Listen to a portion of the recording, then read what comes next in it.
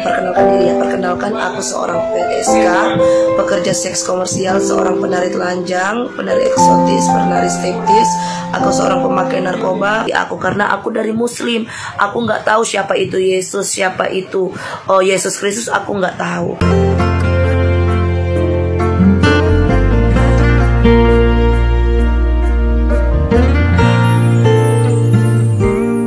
Aku akan melanjutkan kesaksian aku.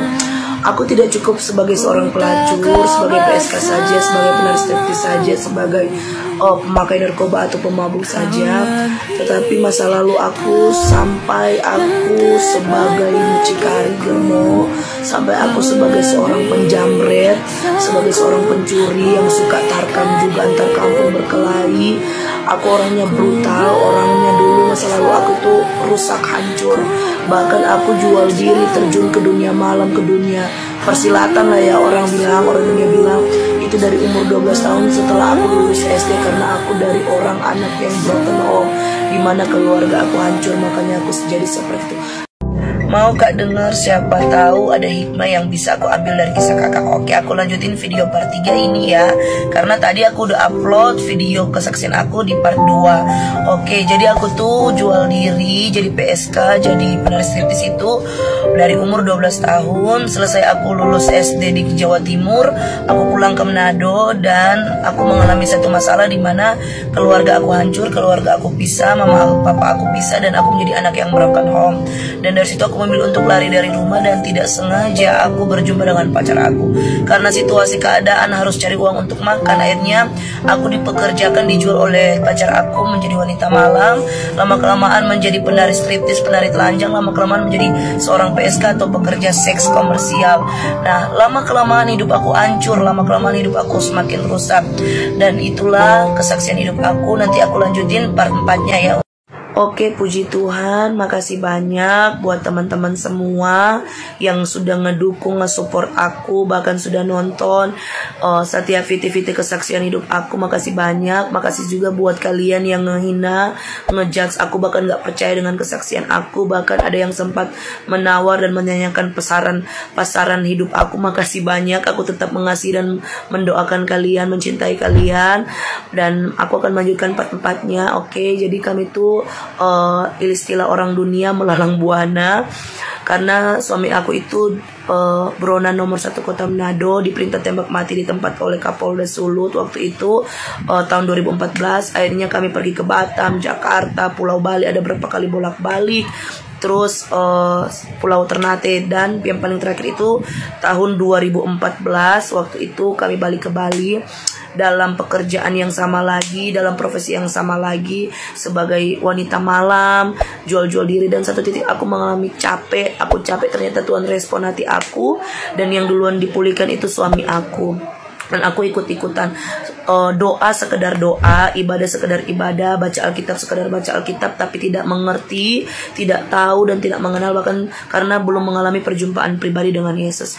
Dan satu titik pacar aku yang bahkan sudah jadi suami aku sekarang ini, dia baca firman Tuhan yang berbunyi bahwa, yang berkata bahwa yang tersembunyi akan dibukakan oleh Tuhan, dan tidak ada yang tersembunyi bagi Tuhan, semua telanjang dan terbuka di hadapan Tuhan. Nah, waktu itu dia jujur, selesai doa subuh pagi jam 5, dia bicara 4 mata, dan dia bilang bahwa dia mau jujur, dia sering pakai perempuan, pergi ke pijat plus, dia ngehianatin aku dengan teman-teman aku dan sahabat-sahabat aku. Di situ aku hancur banget, sampai akhirnya aku down, iman aku belum kuat, aku minta cerai selama sampai 7 kali.